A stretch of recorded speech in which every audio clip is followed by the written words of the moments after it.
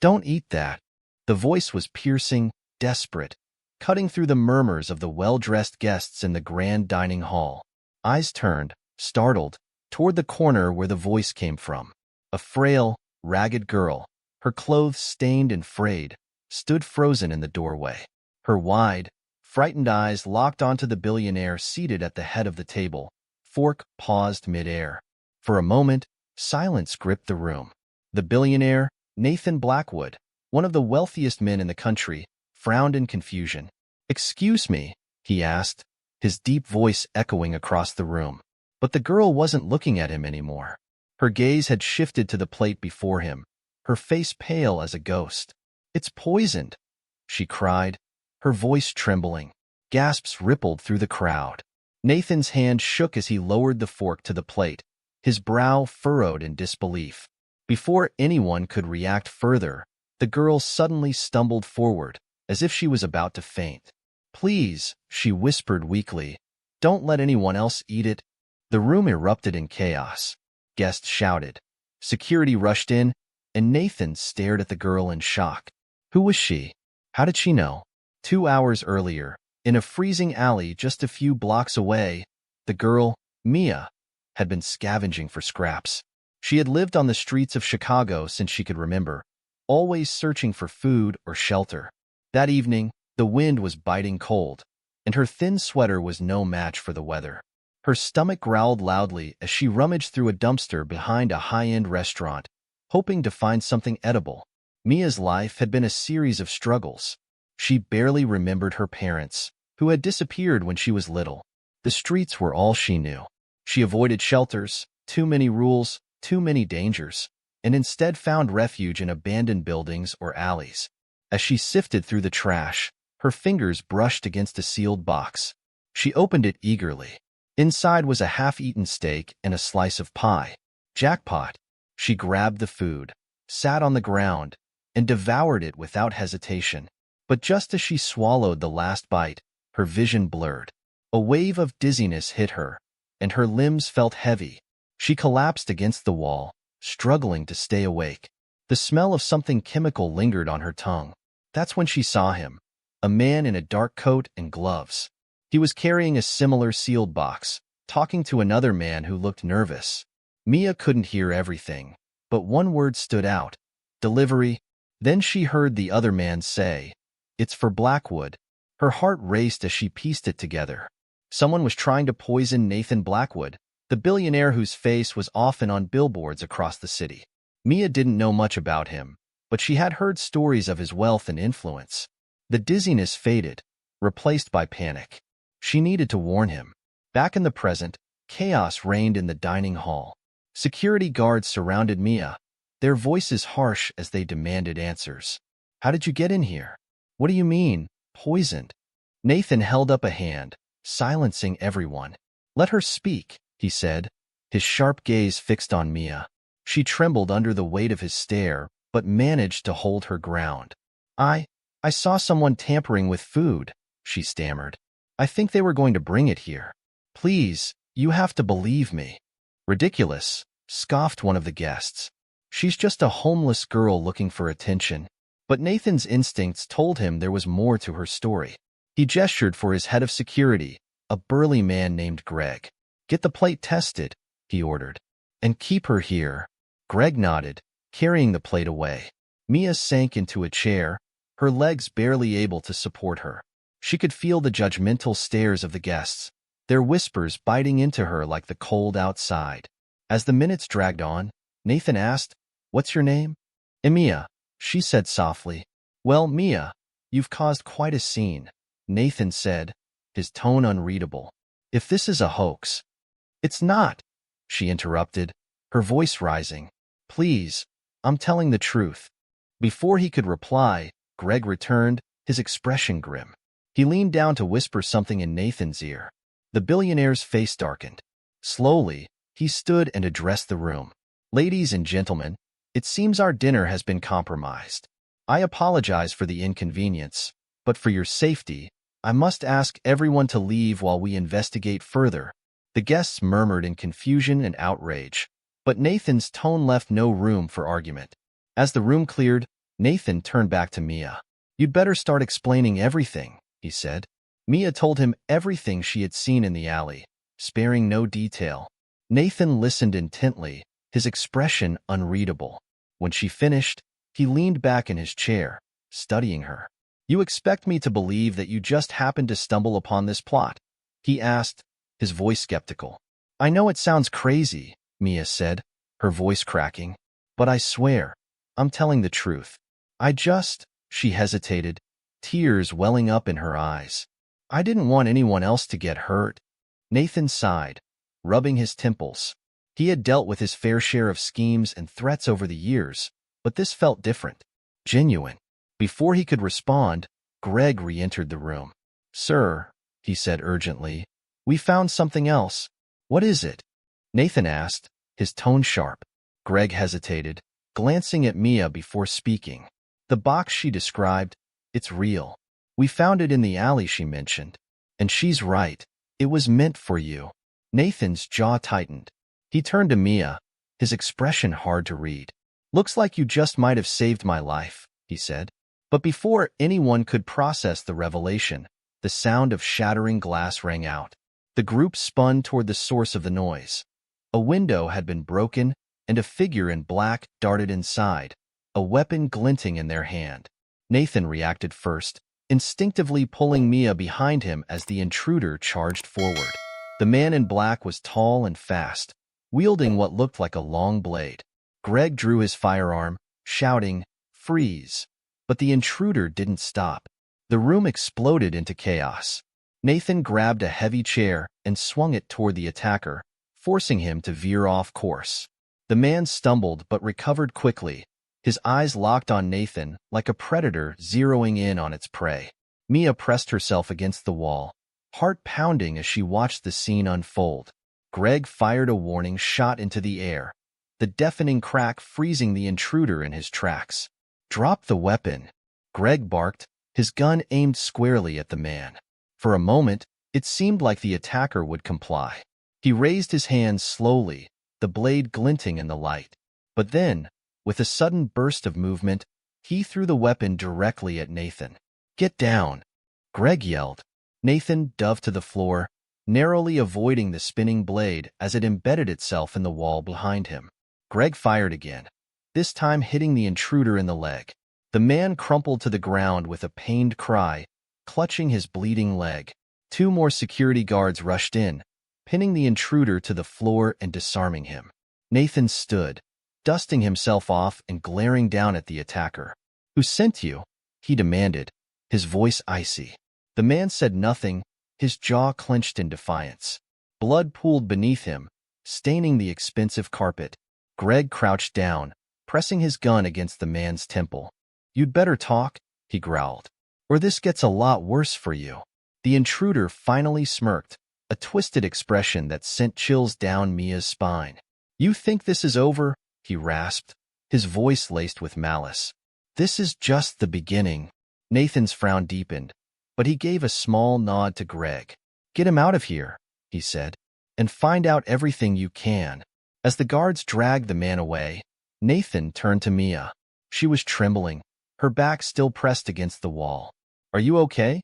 he asked, his tone gentler than before. She nodded shakily, though her knees felt weak. Who was that?" she whispered. "I don't know," Nathan admitted. "But whoever he is, he's part of something bigger." The aftermath of the attack left the dining hall in disarray. Police arrived within minutes, taking statements and examining the scene. Nathan stayed calm and composed, speaking with the officers as if this were just another business meeting. Mia, on the other hand, felt completely out of her depth. A female officer approached her, her expression kind but professional. "Hi, sweetheart. Can you tell me what happened?" Mia recounted everything again, though her voice quivered. The officer took notes, nodding occasionally. When Mia finished, the woman smiled softly. "You did a brave thing, speaking up like that. Not many people would have had the courage." Mia didn't feel brave. She felt small and scared, like a mouse that had wandered into a lion's den. Hours later, the police were gone, and the house was quiet again. Nathan sat in his study, nursing a glass of whiskey as he reviewed the events of the night. He couldn't shake the feeling that he was missing something important. Across from him, Mia sat curled up in a plush armchair, a blanket draped over her shoulders. She had refused to leave, terrified that whoever was behind the attack might come after her next. Nathan had reluctantly agreed to let her stay, for now. "You don't have to keep looking at me like that," she said suddenly, breaking the silence. Nathan raised an eyebrow. "Like what?" "Like you're trying to figure out if I'm lying," she said, her voice tinged with defiance. "I told you everything I know." Nathan sighed, setting his glass down. "It's not that I don't believe you," he said. "It's just this whole thing doesn't add up.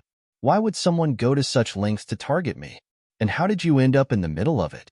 "I didn't ask to be," Mia muttered, pulling the blanket tighter around her. "I was just trying to survive." Nathan studied her for a moment, his sharp mind working overtime. Despite her rough appearance and street-smart attitude, there was something vulnerable about her, something that reminded him of his younger self, before he'd built his empire.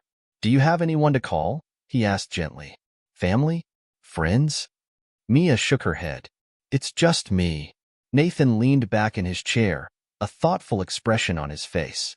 He had always been a man of action, someone who took charge in any situation. And right now, it was clear that this girl needed help. "You can stay here tonight," he said finally. "But tomorrow, we're going to figure out what's really going on." Mia nodded, too exhausted to argue. She didn't trust Nathan completely, but she didn't have many options. For now, she would stay. But deep down, she knew this wasn't over. The man's chilling words echoed in her mind. This is just the beginning. Nathan's instincts proved right by morning. Greg barged into the study with a grim expression, a folder clutched in his hand. "We've got a problem," he said, placing the folder on Nathan's desk. Nathan opened it, his eyes narrowing as he scanned the contents. Photographs, documents, and a single note scrawled in red ink. "You're next." "What is this?" Nathan asked, his voice cold. Greg pointed to one of the photos. "That's the guy from last night. Turns out he's connected to a group called the Crescent, a dangerous organization with ties to international crime." Nathan frowned. He had heard of the Crescent before, but only in whispers. They were known for their ruthlessness and their ability to make people disappear. Mia hovered near the doorway, her stomach twisting as she listened. "Why would they want to hurt you?" she asked hesitantly. Nathan didn't answer right away. He closed the folder, his jaw set. "Because someone paid them to," he said finally. "And we're going to find out who." Later that evening, Nathan and Greg began mapping out their next moves. Mia watched from the sidelines, feeling out of place but too curious to leave. She couldn't shake the feeling that she was somehow connected to all of this. As they worked, a knock came at the door. One of the maids entered, carrying a small box. "This just arrived for you, sir," she said, handing it to Nathan. He took it cautiously, his brow furrowing. The box was plain, with no return address. Slowly, he opened it. Inside was a single item, a photograph. It was an old picture of Nathan as a child, standing next to a man he barely recognized. But what caught his attention was the writing scrawled across the bottom in red ink. "Do you remember him?" Nathan's hands tightened around the photo as a chill ran down his spine. Before he could react, the room's lights flickered, and a loud bang echoed from outside. Mia gasped, running to the window. "Nathan," she whispered, her voice trembling. "There's a fire." Nathan bolted to the window, his sharp eyes scanning the estate grounds. In the distance, flames licked at the night sky, their orange glow illuminating the manicured gardens. Smoke billowed upward, and the faint sound of crackling fire reached his ears. Greg was already on his radio, barking orders to the security team. "Where is it coming from?" Nathan demanded. "The East Wing," Greg replied, his tone clipped. "It's near the Goose Houses." Mia's heart pounded. Could it be? "It's not an accident," Nathan cut her off, his voice grim. "This is a message." The three rushed down the hall toward the command room, where live surveillance footage from the property was displayed on a massive wall of monitors.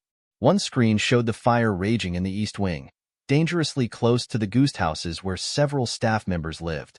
On another, a shadowy figure darted through the darkness, avoiding the beams of security flashlights. There. Nathan pointed at the screen.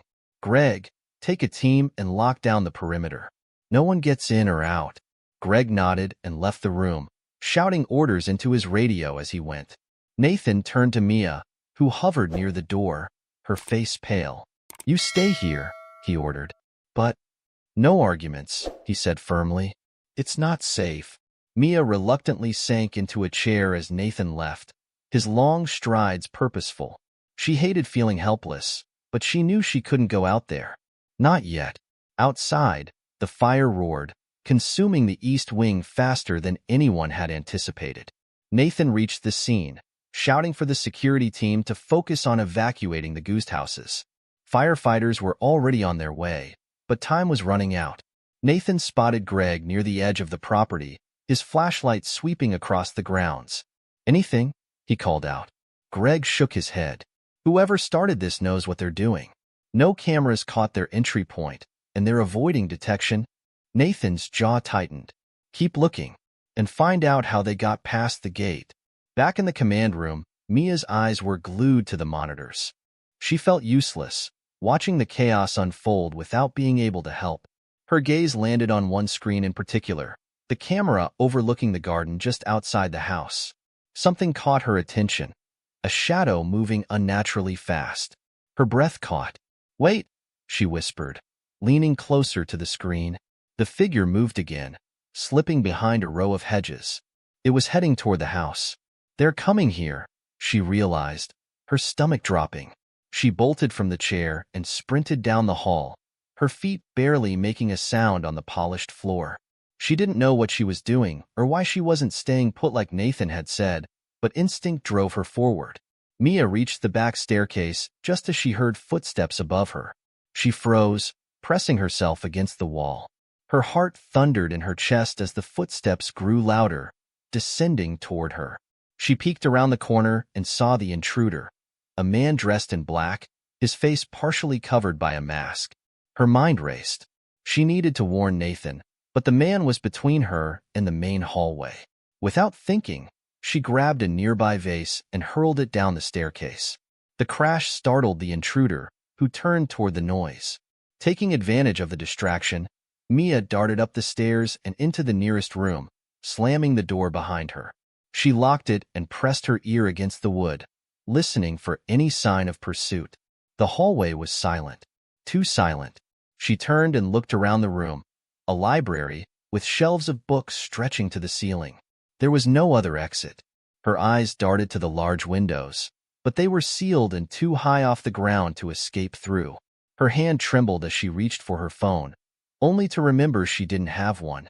She cursed under her breath. She was trapped. Then she heard it, the soft click of the doorknob turning. Meanwhile, Nathan was on the front lawn, overseeing the evacuation. The fire was mostly contained, but the damage was extensive. His phone buzzed, and he glanced at the screen. It was a message from Greg. We found the entry point. They cut through the fence on the west side. Nathan frowned. The west side was far from the east wing. The fire had been a diversion. His blood ran cold. Greg, he said into his radio, his voice urgent, get back to the house. Now. The library door creaked open, and Mia's heart leapt into her throat. She ducked behind a large armchair, her breath shallow. The intruder stepped inside, his movements deliberate. He was searching for her. Mia's mind raced. She spotted a heavy bookend on a nearby shelf and silently reached for it. The man's footsteps grew louder as he approached her hiding spot. Just as he rounded the chair, Mia sprang up, swinging the bookend with all her strength. It connected with his arm, and he let out a grunt of pain, dropping the knife he was holding. Mia didn't wait. She bolted for the door, her adrenaline surging. She ran blindly down the hallway, her bare feet slapping against the floor.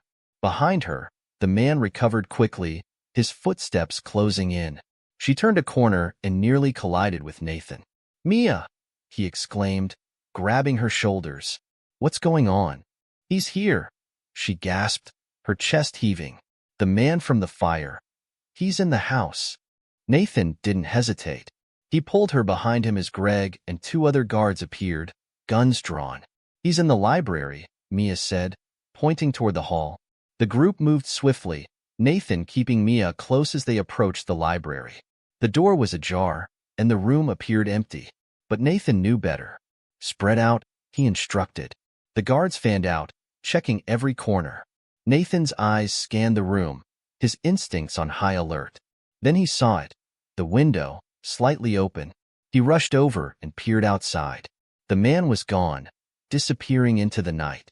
The immediate danger had passed, but the tension lingered. Nathan paced the study, his mind racing. This wasn't random, he said, his voice low. They're escalating. Greg nodded. They wanted to send a message. And they're getting bolder. Mia sat on the couch, wrapped in a blanket, her hands trembling. She felt out of place in Nathan's world, a world of wealth and power, but also danger and secrets. She wanted to leave, to run far away from all of this, but something held her back. Nathan turned to her, his expression softer. You did well tonight, he said. You kept your head. She shook her head. I almost got caught. But you didn't, he said firmly. And you gave us the warning we needed. Mia looked at him, unsure of what to say. For the first time in her life, someone was acknowledging her bravery. It felt strange, unfamiliar. Nathan sighed, running a hand through his hair. Whoever is behind this isn't going to stop, he said. If we're going to end this, we need to hit back. Greg raised an eyebrow. You have a plan? Nathan's eyes hardened. Not yet, but I will. Before he could elaborate, the phone on his desk buzzed. He picked it up, his expression darkening as he listened. When he hung up, he turned to the group, his jaw tight. They just found another body, he said grimly. This time, it's someone I know. The room fell silent, the weight of Nathan's words suffocating. Mia stared at him, her heart sinking. A body, she whispered. Nathan didn't answer immediately. His eyes were fixed on the floor, his jaw clenched. Greg stepped closer, his usual calm demeanor faltering. Who was it? Nathan exhaled sharply. Mark Lyman. He was one of my closest advisors. They found him at his home, execution style. Mia shuddered at the image those words conjured. Do you think it's connected? She asked hesitantly. It has to be, Nathan replied. Mark was helping me with a sensitive acquisition deal. Whoever is behind this is sending a clear message. I'm next. The team regrouped in the study, tension crackling in the air like a live wire.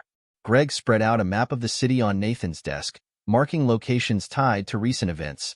The fire at the estate, the alley where Mia had discovered the poisoned food, and now Mark's house. The points formed a loose triangle, but no pattern was immediately clear. Mia sat quietly in the corner, clutching a mug of tea. She felt out of place, yet deeply entwined in their chaotic web. She couldn't shake the guilt gnawing at her. If she hadn't seen the poisoned food, if she hadn't intervened, would Mark still be alive? Nathan broke the silence. We're missing something. This isn't random. They're organized, coordinated. Greg nodded. The Crescent doesn't act on impulse. They plan everything meticulously. Whoever hired them has deep pockets and a personal vendetta. Nathan leaned over the map, his eyes scanning it with laser focus. It has to tie back to the Westbridge deal. The Westbridge deal? Mia blurted out before she could stop herself. Nathan turned to her, his gaze softening slightly. It's a high-stakes merger I've been negotiating for months. It's worth billions, and not everyone is happy about it. Mark was helping me close the deal. Now he's dead.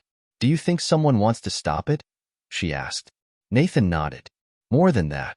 They want to destroy me. As the night dragged on, Mia found herself restless. While Nathan and Greg strategized, she wandered the sprawling estate, her mind swirling with unanswered questions. The opulence of the mansion was overwhelming. Marble floors, crystal chandeliers, rooms that seemed to go on forever. It was a world so far removed from her own. It felt almost surreal. She stopped in front of a large painting in the hallway. It depicted a younger Nathan with a woman and a little boy, all smiling brightly. The boy looked about her age when she had last known happiness. The warmth in their expressions was so unlike the guarded, determined man Nathan had become. Looking for something? Nathan's voice startled her. She turned to see him standing behind her, his arms crossed. "I was just thinking," she said awkwardly. He glanced at the painting and then back at her. "That's my family," he said simply. "My wife, Julia, and my son, Ryan. They're beautiful," Mia said softly. "Where are they now?" Nathan's expression darkened, and she immediately regretted asking. "They're gone," he said after a long pause. "Julia passed away 5 years ago. Ryan's overseas at boarding school." "I'm sorry," Mia said, her voice barely above a whisper. Nathan nodded, but said nothing more. The silence between them was heavy, filled with unspoken pain. Finally, he said, "You should get some rest. Tomorrow will be just as intense." Mia nodded, though she doubted she'd be able to sleep. Morning came too quickly, bringing with it a new sense of urgency. Greg burst into the study, his face grim. "We've got a lead," he said. Nathan stood, his coffee forgotten on the desk. "What is it?" "Mark's security cameras picked up someone leaving his house late last night," Greg explained, pulling up footage on his tablet. The video showed a man in a dark hoodie walking briskly down the driveway, his face partially obscured. Facial recognition pulled up a match: Victor Kane. Ex-military, dishonorably discharged. "He's been linked to the Crescent before. Where is he now?" Nathan asked, his voice sharp. "We tracked him to a warehouse on the south side," Greg replied. "It's heavily guarded, probably a Crescent safe house." Nathan's eyes narrowed. "Then we go there." Greg hesitated. "Nathan, this isn't a good idea. We don't know what we're walking into." "I don't care," Nathan snapped. "They've already come after my home, my business, and my friends. I'm not sitting back while they pick us off one by one." Greg looked like he wanted to argue, but eventually nodded. "I'll get a team together." Mia wasn't supposed to know about the plan. Nathan had insisted she stay behind, but she overheard everything from the study. As they geared up to leave, she slipped into the back seat of one of the SUVs, hiding under a blanket until the convoy was well underway. It wasn't long before Greg spotted her. "You've got to be kidding me," he muttered, pulling the blanket off her. Mia sat up, defiant. "I'm coming with you." "No, you're not," Greg snapped. "Turn this car around." Nathan, seated in the front passenger seat, glanced back. "She stays." "What?" Greg looked at him like he'd lost his mind. "She's a kid, Nathan." "She's already involved," Nathan said. "She knows the stakes, and she might see something we miss." Mia's heart swelled with a mixture of fear and determination. For the first time in her life, someone believed in her. The convoy arrived at the warehouse just before dusk. The building was massive, its exterior covered in graffiti and broken windows. Greg's team moved silently, their weapons drawn as they approached the entrance. Nathan and Mia stayed behind in the SUV, watching from a distance. Greg's voice crackled over the radio. "We're in." Nathan nodded, his fingers drumming nervously on the dashboard. Mia sat beside him, her stomach in knots. Every second felt like an eternity. Then, without warning, gunfire erupted. Nathan grabbed the radio. "Greg, what's going on?" "We've got hostiles," Greg shouted. "It's an ambush." Nathan didn't think twice. He grabbed a pistol from the glove compartment and stepped out of the car. "Stay here," he ordered Mia. "No way," she said, following him. "Mia," he began, but there was no time to argue. The sound of approaching footsteps cut him off. He turned, raising his weapon just as a man emerged from the shadows. The man lunged at Nathan, knocking the gun from his hand. They struggled, fists flying, while Mia scrambled to grab the fallen weapon. Her hands trembled as she pointed it at the attacker. "Stop!" she shouted, her voice cracking. The man hesitated for a split second, just long enough for Nathan to deliver a powerful punch that sent him sprawling to the ground. Greg's voice came over the radio again, frantic. "Nathan, they've got reinforcements. We need backup now." Nathan picked up the radio. "Hold your position. We're coming in." Mia stared at him, wide-eyed. "We." Nathan handed her a flashlight and gave her a hard look. "You wanted to come. Now it's time to prove you're not just along for the ride." Together, they headed toward the warehouse, the sound of gunfire and shouting growing louder with every step. Nathan and Mia crept along the side of the warehouse, their breaths visible in the cool evening air. The chaotic sounds of the gunfire and shouting from inside reverberated off the building's metal walls. Nathan signaled for Mia to stay low and keep quiet. He carried his pistol firmly, while Mia clutched the flashlight with shaky hands, her heart pounding like a drum. They reached a side entrance, a rusty door slightly ajar. Nathan peeked inside, scanning the dimly lit hallway. He turned to Mia. "Stay close to me, no matter what happens. Understood?" Mia nodded, swallowing hard. She wanted to be brave, but fear gnawed at her resolve. Inside, the warehouse was a labyrinth of stacked crates and steel beams. The air smelled of oil and damp concrete. Nathan led the way, moving silently, his every sense on high alert. Mia followed closely, her hands trembling with every step. A sudden noise made them freeze, footsteps echoing down the hall. Nathan pulled Mia behind a stack of crates, crouching low as two men walked past, rifles slung over their shoulders. They were speaking in hushed tones, their words too muffled to understand. Nathan waited until the men were out of sight before whispering to Mia, "Stay here. I'll be back." "No," Mia hissed, her voice barely audible. "I'm not staying by myself." Nathan sighed but didn't argue. "Fine. Just stay quiet and follow my lead." They moved deeper into the warehouse, the sounds of the firefight growing louder. Suddenly, a voice shouted nearby, "Over here." Nathan spun around, raising his pistol as another armed man charged toward them. He fired twice, the shots echoing like thunder in the confined space. The man dropped, his rifle clattering to the floor. Mia flinched at the sound, her hands flying to her ears. Nathan grabbed her arm.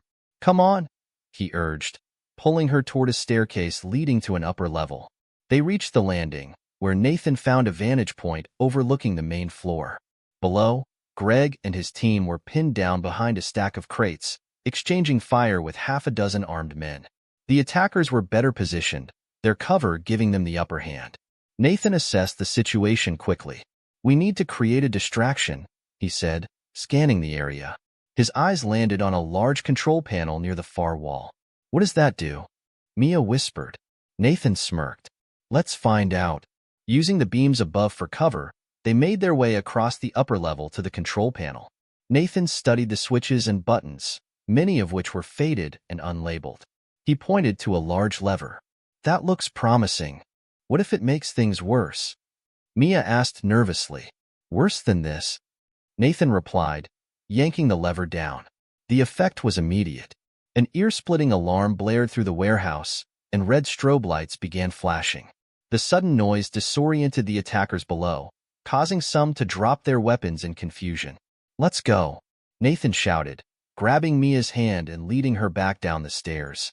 On the ground floor, the alarm gave Greg and his team the opening they needed. They surged forward, quickly overpowering the remaining attackers. Nathan and Mia joined them near the center of the warehouse, where Greg was securing one of the men with zip ties. "Good timing," Greg said, giving Nathan a nod. His gaze shifted to Mia, his expression softening slightly. "And you? Not bad for a rookie." Mia managed a weak smile, her adrenaline still coursing through her veins. "Thanks, I guess." Greg turned back to Nathan. "We've cleared the building, but there's a locked room at the back. Looks important." Nathan's eyes narrowed. "Let's check it out." The locked room was reinforced with heavy steel doors, unlike the rest of the warehouse.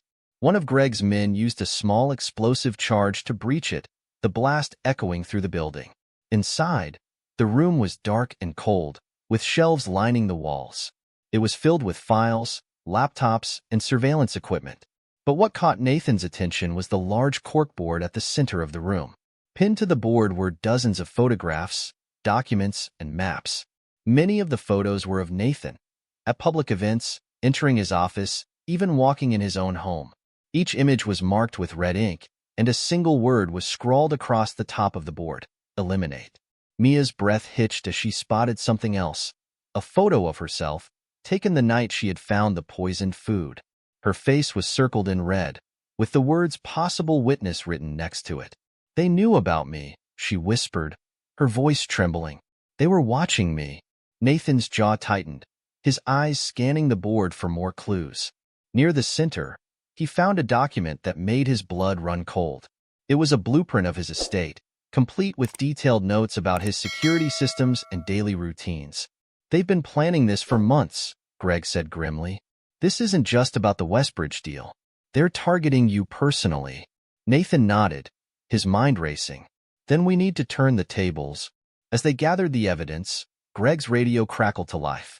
Sir, we've got movement outside, a voice reported. Multiple vehicles approaching. Nathan tensed. How many? 5, maybe 6, the voice replied. Heavily armed. Reinforcements, Greg muttered, his face grim. Nathan looked at Mia. Stay here and don't move, he said firmly. Mia opened her mouth to protest, but the look in his eyes silenced her. She nodded reluctantly, watching as Nathan and Greg prepared for the inevitable confrontation. The first explosion rocked the warehouse, shaking the walls and sending debris raining down. The attackers had arrived, and they weren't holding back. Nathan and Greg's team took up defensive positions, exchanging fire with the new wave of enemies. Mia crouched behind a stack of crates, clutching the flashlight and trying to stay calm. The sounds of gunfire and shouting were deafening, and the air was thick with smoke and dust. Suddenly, a hand grabbed her shoulder. She spun around, ready to scream, but stopped when she saw who it was. Victor Kane, the man Nathan had mentioned earlier, the one connected to the Crescent. Time to go, kid, he said, a sinister smile spreading across his face. Before she could react, he yanked her to her feet and dragged her toward the back of the warehouse. She struggled, kicking and clawing, but his grip was ironclad. Nathan saw what was happening and shouted, Mia. He broke from cover, chasing after them, but he was quickly cut off by a hail of gunfire. Victor pulled Mia through a side door, shoving her into the back seat of a waiting SUV. As the door slammed shut and the vehicle sped away, she caught one last glimpse of Nathan, his face a mix of fury and desperation. Don't bother screaming, Victor said coldly. No one's coming to save you now. The SUV sped through the darkened streets, its tires screeching as it took sharp corners.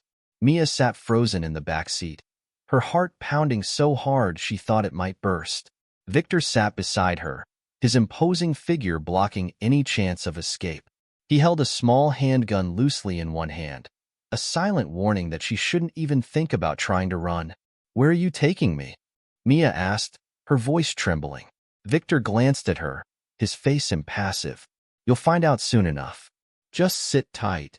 Mia clenched her fists, her mind racing. She needed to think of a way out. The SUV's windows were tinted, and the doors were locked. There was no way she could jump out unnoticed. She considered screaming, but the city streets were eerily quiet, and no one would hear her over the roar of the engine. Victor's phone buzzed, and he answered it with a curt, yeah? He listened for a moment, his expression unreadable. We've got her, he said finally. Be ready when we get there. Mia's stomach sank. Whoever was on the other end of that call was waiting for her, and she doubted they had good intentions. Back at the warehouse, Nathan was a man possessed. He barked orders to Greg and the remaining security team, his focus razor-sharp despite the chaos around him. The reinforcements had been driven off, but not without losses. 2 of Greg's men were injured, and the warehouse was littered with spent shell casings and shattered glass. Greg approached Nathan, his face grim. We've got to regroup. Figure out our next move. Nathan rounded on him, his eyes blazing. Our next move is finding Mia. She's out there, and I'm not letting them take her. Greg nodded. We'll track the SUV. I've already got a team working on it. Good, Nathan said, his tone icy. And when we find them, we take them down. Mia's abduction weighed heavily on Nathan's mind as he returned to his estate. He couldn't shake the image of her terrified face as she was dragged away.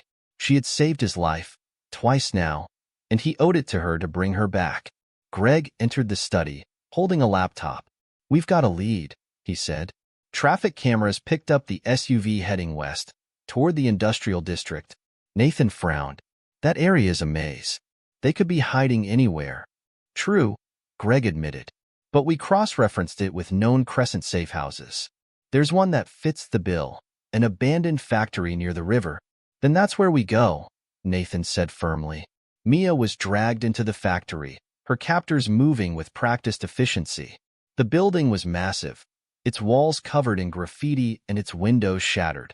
The air inside was damp and cold, and the faint smell of rust and oil lingered. Victor shoved her into a chair in the middle of the room and tied her hands behind her back. "You've caused quite a stir, kid," he said, his voice mocking. Nathan Blackwood's little pet. Didn't think he'd take a stray off the streets. Mia glared at him, her fear momentarily overridden by anger. "He's a better person than you'll ever be." Victor chuckled, his laugh low and menacing. "Cute. Let's see how loyal he really is." Mia didn't respond. She scanned the room, noting the exits and the positions of the other men. There were at least 4, all armed, and they moved with the precision of trained soldiers. Escape seemed impossible. Victor leaned down, his face inches from hers. "Your bait, sweetheart. He's going to come for you, and when he does, we'll make sure he doesn't leave." Mia's blood ran cold. They weren't just after Nathan's business or his life. They wanted to destroy him completely. Nathan and Greg arrived near the factory under the cover of darkness. Greg had assembled a small team, each man armed and ready. They moved silently through the shadows, their weapons drawn. Nathan's earpiece crackled. "We've got eyes on the target," one of the team members reported. "Mia's inside. 4 hostiles visible." "Make that 5, Greg muttered, pointing to a guard patrolling the perimeter. Nathan's jaw tightened. "We go in quiet. No mistakes." Inside the factory, Victor's phone buzzed. He glanced at the screen, his eyes narrowing. "They're here," he said, slipping the phone into his pocket. "Get ready." Mia's heart sank. She didn't want Nathan to walk into a trap, but there was no way to warn him. She tugged at the ropes binding her hands, but they were tight, cutting into her skin with every movement. Victor grabbed her by the chin, forcing her to look at him. "Smile for your hero, kid. This is going to be a night he won't forget." Nathan's team moved quickly and silently, taking out the guard outside without raising an alarm. They slipped into the factory, using the shadows to their advantage. Nathan spotted Mia first. She was tied to a chair in the center of the room, her face pale but determined. Victor stood nearby, his back to them, while the other men positioned themselves at various points in the room. Nathan signaled to Greg, who nodded and moved to flank the group. The plan was to take them down swiftly and extract Mia before things escalated. But plans rarely go smoothly. Just as Nathan stepped into the room, Victor spun around, a smug smile spreading across his face. "Well, well," he said, clapping slowly. "The man of the hour." The other men raised their weapons, and Nathan froze, his pistol aimed at Victor. "Let her go," he said coldly. Victor laughed. "You're in no position to make demands, Blackwood. But I'll tell you what, I'll give you a choice. You can walk out of here alive, or you can try to save the girl. Either way, you lose." Nathan didn't hesitate. "I choose option 3, he said, and in one fluid motion, he fired. The bullet grazed Victor's arm, sending him stumbling backward. Greg and his team burst into the room, guns blazing. Chaos erupted as gunfire echoed through the factory. Mia ducked as best she could, her chair tipping precariously as bullets whizzed past. Nathan fought his way toward her, taking down 2 of Victor's men with precision shots. Victor recovered quickly, grabbing Mia by the arm and yanking her to her feet. "You're coming with me," he growled, dragging her toward a side door. "No," Mia shouted, struggling against his grip. Nathan saw them and lunged forward, but he wasn't fast enough. Victor pulled Mia through the door and into the night. Nathan chased after them, his heart pounding. He wouldn't let her slip away again. Outside, Victor shoved Mia into a waiting car. Nathan emerged just in time to see it speed away, its taillights disappearing into the darkness. He stood there, breathless and furious, as Greg ran up behind him. "They're gone," Greg said, his voice grim. Nathan's hands clenched into fists. "Not for long," he said, his voice low and deadly. "This ends now." The chase was relentless. Nathan had barely returned to the estate when his team tracked Victor's vehicle to a secluded cabin deep in the woods. The location was miles away, surrounded by thick forest and steep terrain. It was isolated, perfect for someone planning to disappear. Greg briefed the team as they loaded their weapons. "This is our last shot to get her back. The cabin is heavily guarded, and the terrain gives them an advantage. But if we hit fast and hard, we can take them by surprise." Nathan stood apart, his expression like stone. His mind was focused entirely on Mia. He didn't care about the risks or the odds. He only cared about bringing her home. "Let's move," he said, his voice cutting through the tension. Mia sat on the floor of the dimly lit cabin, her wrists raw from the ropes that bound them. Victor paced in front of her, his movements sharp and agitated. He barked orders at his men, who were positioned at the windows and doors, weapons ready. "You're not getting out of this," Mia said, her voice trembling but defiant. Victor stopped and looked at her, his lips curling into a cruel smile. "You've got spirit, I'll give you that. But this isn't about you, kid. You're just the bait. Blackwood's going to come, and when he does, we'll finish this." "He's smarter than you think," Mia shot back. "You'll never win." Victor's smile faltered, and for a moment, anger flashed in his eyes. He crouched down to her level, his voice low and menacing. "Smarts won't save him. I've been doing this a long time, and men like Blackwood, they always fall." Mia didn't reply. She held his gaze, refusing to let him see the fear bubbling inside her. As the team approached the cabin under the cover of darkness, Nathan felt the weight of every step. The woods were silent, the only sounds the crunch of leaves beneath their boots and the occasional rustle of branches in the wind. Greg whispered into his earpiece, directing the team to take positions around the perimeter. Nathan and Greg moved toward the front, crouching low as they approached the porch. "Wait," Greg murmured, holding up a hand. He pointed to a tripwire stretched across the entrance. "They've got traps." Nathan nodded, his jaw tightening. "We'll go in through the side." Inside the cabin, Victor's phone buzzed. He answered quickly, his eyes narrowing as he listened. "They're here," he said, ending the call. He turned to his men. "Positions. Make sure Blackwood doesn't leave this place alive." Mia's heart sank. She tugged at her restraints, desperate to free herself. She had no way of warning Nathan, no way of telling him what he was walking into. Nathan and Greg slipped in through a side window, careful to avoid the tripwires and pressure plates scattered throughout the cabin.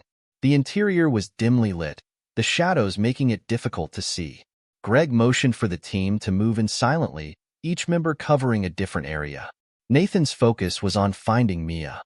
He could feel the adrenaline coursing through his veins, sharpening his senses. Suddenly, a shout rang out from one of the guards. "They're inside." The element of surprise was gone. Gunfire erupted, the sharp cracks echoing through the cabin. Nathan ducked behind a wooden beam, returning fire as chaos erupted around him. Mia flinched at the sound of gunfire, her heart racing. She knew Nathan was here, but she also knew Victor wouldn't let him leave without a fight. She struggled against the ropes binding her wrists, her desperation growing with every passing second. Victor stood near the door, barking orders at his men. "Keep them pinned down. Don't let them get close." Mia's eyes darted around the room, searching for anything she could use to free herself. Her gaze landed on a jagged piece of metal on the floor, just a few feet away. Summoning her courage, she inched toward it, trying to stay unnoticed. Nathan pushed forward, taking out one guard after another with ruthless efficiency. His mind was singularly focused. Get to Mia. He saw a flash of movement ahead and realized it was Victor, retreating toward the back of the cabin. "He's moving toward Mia," Nathan shouted to Greg. "I'll cover you," Greg replied, firing at the remaining guards. Nathan surged forward, his steps swift and deliberate. He reached the door to the room where Mia was being held and kicked it open with a resounding crash. Victor spun around, pulling Mia to her feet and pressing a knife to her throat. "Not another step," he shouted. Nathan froze, his pistol trained on Victor. "Let her go," he said, his voice steady despite the rage simmering beneath it. Victor smirked. "You think you can just walk in here and take her? You're not leaving this cabin alive. Maybe not, Nathan said. But neither are you. Victor's grip tightened on Mia, but she didn't flinch. Instead, she twisted her body, throwing him off balance. It was just enough for Nathan to take the shot. The bullet hit Victor in the shoulder, causing him to stagger back. He dropped the knife, and Mia scrambled away, her hands still bound. Nathan moved quickly, grabbing Victor and slamming him against the wall. "This is over," he growled, his face inches from Victor's. Victor laughed, blood trickling from his mouth. "You think killing me will end this? You have no idea what's coming." Nathan didn't respond. He knocked Victor unconscious with the butt of his pistol, then turned to Mia. "Are you okay?" She nodded, tears streaming down her face. I think so." Nathan quickly untied her hands, his touch gentle despite the urgency of the moment. "We need to get out of here." As they exited the cabin, Greg and the remaining team members secured the area. Nathan kept Mia close, his arm protectively around her shoulders. The night was quiet again, but the tension lingered. Nathan knew Victor's words weren't empty. This wasn't the end. It was just the beginning of something much bigger. As they drove away, Mia looked up at Nathan, her voice small but determined. "What happens now?" Nathan's gaze was steely, his resolve unshaken. "Now," he said, "we make sure they can never do this to anyone else." The SUV sped away from the cabin, the weight of Victor's ominous words hanging heavy in the air. Mia sat beside Nathan, her hands still trembling despite the warmth of the blanket Greg had handed her. She glanced at Nathan, whose jaw was set, his eyes fixed on the road ahead. He looked unshaken, but Mia could sense the storm brewing inside him. "Do you think Victor was telling the truth?" she asked quietly. "That this isn't over?" Nathan didn't answer immediately. His grip on the steering wheel tightened. "People like Victor don't bluff," he said finally. "If he says there's more coming, we'd better believe him." Greg, seated in the front passenger seat, turned to Nathan. "We need to figure out who's pulling the strings. The Crescent doesn't operate alone. Someone hired them, and they're playing for keeps," Nathan said, his voice hard. "We're not just dealing with a business rival. This is personal." Back at Nathan's estate, the team regrouped in the study, their faces drawn and exhausted. Greg placed a laptop on the desk, pulling up a detailed report. "We found something at the cabin," he said, tapping the screen. Victor wasn't bluffing. "There's a deeper network at play." Nathan leaned forward, scanning the screen. It was filled with names, addresses, and cryptic notes, all connected by a central figure, Elias Rourke. "Rourke," Nathan muttered, the name unfamiliar. Greg nodded grimly. "Ex-intelligence, now operating in the shadows. Arms deals, mercenary contracts, you name it. He's not just a player. He's the one writing the rules." Nathan frowned. "Why come after me?" Greg hesitated. "It could be tied to the Westbridge deal. Rourke's known for destabilizing industries to create opportunities for his clients. But there's something else." He pulled up a photograph of a much younger Nathan, standing beside an older man in military attire. This was in Victor's possession. "That's you, isn't it?" Nathan stared at the photo, his throat tightening. "That's my father," he said quietly. "James Blackwood." Mia, sitting across the room, leaned forward. "What does your dad have to do with this?" Nathan's voice was distant, his gaze fixed on the photograph. "My father was a colonel in the military. He was killed in action when I was 12. He paused, his jaw tightening. "But if Rourke's involved, this might not have been just about the past." Greg spoke up. "Rourke and your father served in the same unit. There's a record of a classified mission they worked on together. Whatever it was, it's been buried deep." Nathan nodded slowly, the pieces starting to connect. If Rourke has a grudge, this could be his way of settling it. Later that night, Mia found Nathan in the library, staring at the same painting she had admired before. He looked lost in thought, the weight of the day pressing down on him. "You're not blaming yourself, are you?" Mia asked, her voice soft. Nathan glanced at her, a faint smile tugging at the corner of his mouth. "You're perceptive for someone your age." "I've had to be," she replied. "But seriously, this isn't your fault. You didn't ask for any of this." Nathan sighed. "No, but I should have been better prepared. These people have been circling me for years, and I didn't see it. Mia hesitated before stepping closer. You can't do this alone, she said. You have people who want to help. Greg, your team, even me. Nathan raised an eyebrow. You're volunteering? She shrugged. I've already been dragged into it. Might as well make myself useful. Despite himself, Nathan chuckled. You've got guts, kid. I'll give you that. Mia grinned, but her expression quickly turned serious. What's the next step? Nathan's gaze hardened. We find Rourke, and we end this. The next morning, Greg delivered a critical lead. Rourke has a private estate outside the city, he said. It's heavily fortified, but we've identified a weak spot in their security. Nathan studied the map Greg had laid out. What's the plan? Greg pointed to a section of the perimeter. There's a maintenance access point here. It's our best chance of getting inside without setting off alarms. Nathan nodded. We'll move tonight. Mia, standing in the doorway, spoke up. I'm coming. Nathan turned to her, his expression firm. No, this isn't like the warehouse or the cabin. This is Rourke. It's too dangerous. Mia crossed her arms. You said it yourself. I've got guts. And I've already proved I can handle myself. Nathan sighed, rubbing his temples. Mia. She's right, Greg interjected. She's already a target. Better to keep her where we can protect her. Nathan hesitated, then relented. Fine, but you stay close to me. No heroics. Mia nodded, her heart pounding with a mix of fear and determination. Got it. The team moved out just after sunset, their vehicles blending into the night. As they approached Rourke's estate, the tension was palpable. Nathan's grip on the wheel was tight, his mind racing through every possible outcome. Greg's voice came over the radio. We're in position, moving to the access point.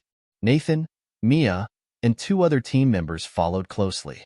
The maintenance access led to a series of underground tunnels, dimly lit and damp. Every sound echoed, making them hyper-aware of their surroundings. As they navigated the tunnels, Greg signaled for them to stop. Motion sensors ahead, he whispered. Stay close and move slow.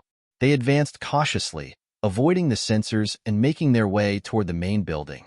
Nathan's heart pounded as they climbed a ladder leading to the surface. Inside the estate, Rourke stood in his command center, a room filled with monitors and high-tech equipment. He watched the screens intently, his sharp eyes scanning for any sign of intruders. They'll come, he said to one of his men. Blackwood can't resist playing the hero. The man nodded. Do you want us to eliminate him on sight? Rourke smirked. No, bring him to me. I want him to understand exactly why this is happening. Nathan and his team breached the main building, moving silently through the hallways. They were close, too close. Mia's pulse raced as they rounded a corner, only to be met with the sound of approaching footsteps. Nathan raised a hand, signaling for them to stop. He motioned for Mia to stay back as he and Greg took position. The guards rounded the corner, and a swift exchange of fire erupted. Mia pressed herself against the wall, her heart in her throat. She wanted to help but knew she couldn't risk exposing herself. As the last guard fell, Nathan turned to her, his face grim. Stay behind us, he said. We're almost there. They reached the command center door, but it was locked and reinforced. Greg examined it quickly. This'll take a minute, he said, setting up an explosive charge. Nathan turned to Mia. When this door opens, things are going to get messy. You stay close to me. Understand? Mia nodded, swallowing hard. I understand. The charge detonated with a deafening boom, and the door flew open. Nathan and Greg stormed inside, their weapons raised. Rourke stood at the center of the room, flanked by armed men. He smiled coldly. Right on time, he said. Welcome, Nathan. Nathan didn't lower his weapon. It's over, Rourke. Rourke chuckled. Oh, it's far from over. He nodded to one of his men, who pressed a button on a nearby console. The screens lit up, displaying live footage of a dozen locations. Nathan's estate, his business headquarters, even the orphanage he funded in the city. Explosives were visible in each frame, red lights blinking ominously. You might stop me, Rourke said, his voice calm, but can you save everyone else? Nathan's blood ran cold. The stakes had just risen higher than he could have ever imagined. Nathan's heart sank as he stared at the screens. The blinking red lights in each location told him everything he needed to know. Rourke had laid a trap far larger than anyone had anticipated. "You're bluffing," Nathan said, his voice hard, though doubt gnawed at him. Rourke smirked. "You think so? Go ahead, call your people. Ask them what they see." Greg, who had been standing beside Nathan, spoke into his earpiece. "Team Alpha, check the estate. What's the situation?" A tense pause followed before a voice crackled through. "Confirmed. We've found devices near the main entrance and staff quarters. They're armed." Mia's breath hitched. "The orphanage," she whispered, her voice trembling. "You're going to hurt the kids?" Rourke turned his cold gaze to her. "Collateral damage, sweetheart. Sometimes sacrifices have to be made." Nathan's rage boiled over. "You call them sacrifices, but this is terrorism," he snarled. "What do you want, Rourke?" Rourke leaned back, his calm demeanor unnerving. "Oh, this isn't about money or power, Nathan. It's about making you watch everything you've built burn." Greg whispered to Nathan, "We don't have time to negotiate. We need to disarm those devices now." Nathan nodded subtly, his mind racing. He couldn't let Rourke know they were planning to split up. "You've got a lot of nerve setting all this up," he said to Rourke, stalling. "But do you really think I'm going to let you win?" Rourke chuckled. "You're not in a position to let or stop anything. It's already in motion." Nathan tilted his head toward Greg. "Take a team and secure the sites. Start with the orphanage."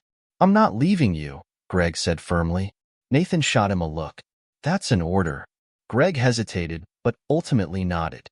"I'll coordinate with the others." As Greg and part of the team slipped out, Nathan turned back to Rourke. "Looks like it's just us." While Nathan distracted Rourke, Mia scanned the room, searching for anything she could use to help. Her eyes landed on the console Rourke's men were guarding. The blinking lights on the monitors suggested it was connected to the explosives. Mia whispered, "Nathan, the console. If we shut it down—" "Not yet," Nathan muttered under his breath. He had noticed it too, but needed the right moment to act. Greg's team moved swiftly, relaying updates as they reached the first site. The orphanage was quiet, the children inside unaware of the danger. The explosives were tucked beneath a utility box near the playground, wires snaking out like tentacles. Greg knelt beside the device, his hands steady as he examined it.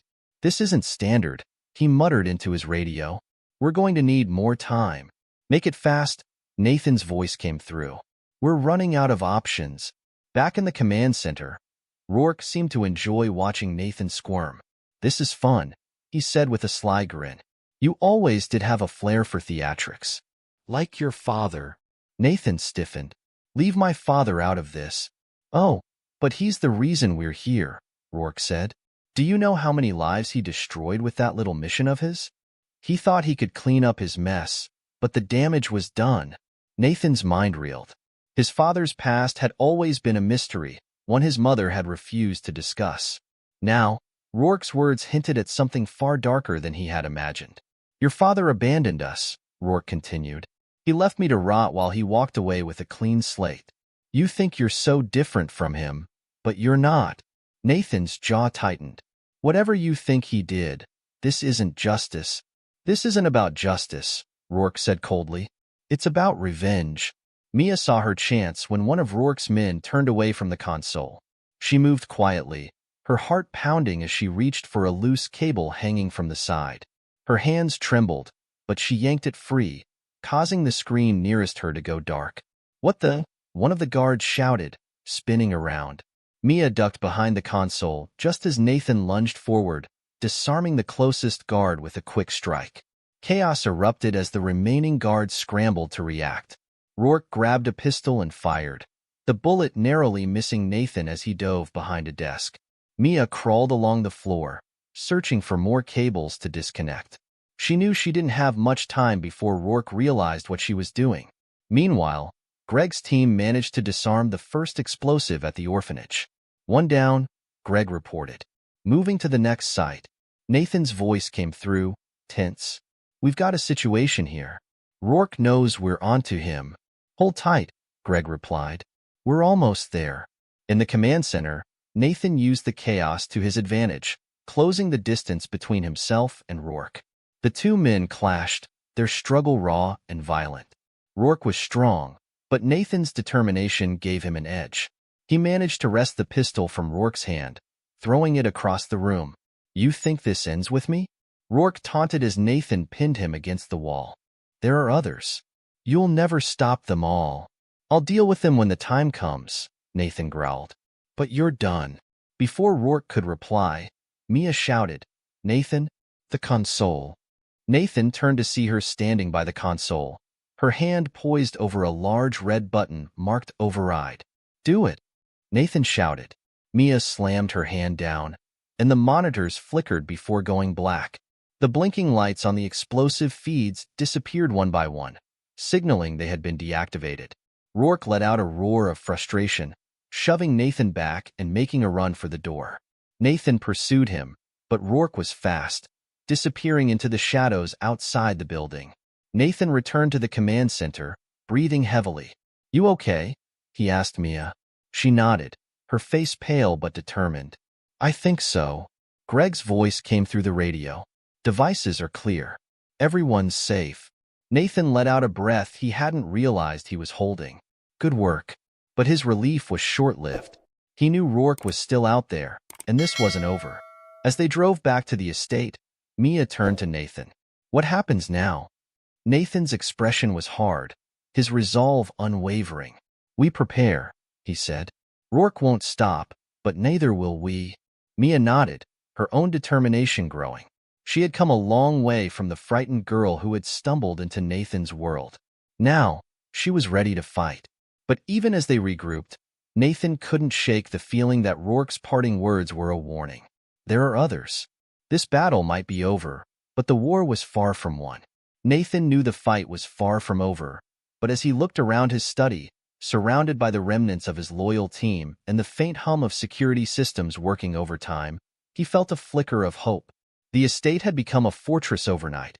Extra guards, enhanced surveillance, and contingency plans in place for every possible scenario. Mia sat curled up on the couch, a cup of tea cradled in her hands. She had been through so much, yet there was a strength in her now that hadn't been there before. She glanced at Nathan, her expression unreadable. Do you think he's coming back? She asked quietly. Nathan leaned against his desk, his arms crossed. Not immediately. Rourke knows we're ready for him. He'll need time to regroup, but he's not going to stop, is he? Mia pressed. Nathan shook his head. No. Men like him never stop. Weeks passed with no sign of Rourke or his operatives.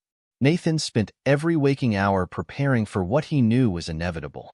He called in favors, reached out to old allies, and dove into the murky waters of his father's past. The more he uncovered, the clearer it became that this wasn't just about him. It was about the legacy of James Blackwood. Mia proved to be an unlikely ally. She insisted on helping with the research, using her sharp instincts to connect dots Nathan might have missed. Together, they pieced together a timeline of events that painted a chilling picture of betrayal, corruption, and vengeance. It all pointed back to the mission James Blackwood had led decades ago, a mission that had left Rourke disgraced and bitter. The more Nathan learned, the more he realized that his father's actions, though noble in intent, had set off a chain reaction of devastation that Rourke had vowed to avenge. One quiet evening, Nathan received a call from Greg, who had been working undercover to track Rourke's movements. We've got him, Greg said, his voice calm but urgent. He's in South America, holed up with what's left of the Crescent. It looks like he's gearing up for one last strike. Nathan took a deep breath. Can we stop him? Not without you, Greg replied. This is your fight, Nathan. It always has been. The plan was risky, but it was their only shot. Nathan, Greg, and a hand-picked team flew to Rourke's compound under the cover of night. It was a sprawling fortress deep in the jungle, surrounded by dense foliage and guarded by men who looked ready for war. Nathan moved with precision, his every step calculated. He had been here before. Not this place, but this moment. A confrontation where everything was on the line. They infiltrated the compound, taking out guards silently and efficiently. Nathan's focus was singular. Find Rourke and end this. The final showdown took place in Rourke's command center. The room was eerily similar to the one they had stormed weeks ago, but this time, Rourke was waiting. He stood at the center of the room, flanked by two heavily armed men. His face lit up with a twisted smile when he saw Nathan. "You just don't know when to quit," Rourke said, his voice dripping with mockery. "Neither do you," Nathan shot back, his gun trained on Rourke. Rourke chuckled, spreading his arms. "Go ahead, Nathan. Shoot me. But killing me won't change anything. The world will still come for you. For your name. For everything you stand for." Nathan stepped closer, his resolve unshaken. "This isn't about my name. It's about stopping people like you." Without warning, Rourke lunged, pulling a knife from his belt. Nathan dodged, and the two men collided in a brutal fight. They grappled, trading blows, each one fueled by years of anger and pain. Greg and the team subdued Rourke's men, clearing the room for Nathan to finish the fight. With one final, powerful strike, Nathan knocked Rourke to the ground. He stood over him, breathing heavily, his gun pointed at Rourke's chest. "It's over," Nathan said. Rourke laughed weakly, blood dripping from the corner of his mouth. "You think killing me will make a difference? I'm just one man. There will always be others." Nathan lowered the gun. "You're right. There will always be others. But there will also always be people like me to stop them." Greg stepped forward, cuffing Rourke as Nathan turned away. The fight was over, but the war was averted, at least for now. Back at the estate, the air felt lighter. Mia sat on the balcony, staring out at the city lights. Nathan joined her, a rare smile on his face. "Do you think it's really over?" Mia asked. "For now," Nathan said. "But the world's a messy place. There will always be new threats." Mia looked up at him. "And what about you? What will you do?" Nathan considered the question for a moment. "I'll keep fighting," he said. "Not because I have to, but because I can." Mia nodded, her expression thoughtful. "Then I'll help." Nathan chuckled. "You're a stubborn one." "I learned from the best," she said with a grin. As the night stretched on, Nathan and Mia sat together, bound by the trials they had endured and the unbreakable bond they had forged. The road ahead was uncertain, but one thing was clear. Together, they could face whatever came next.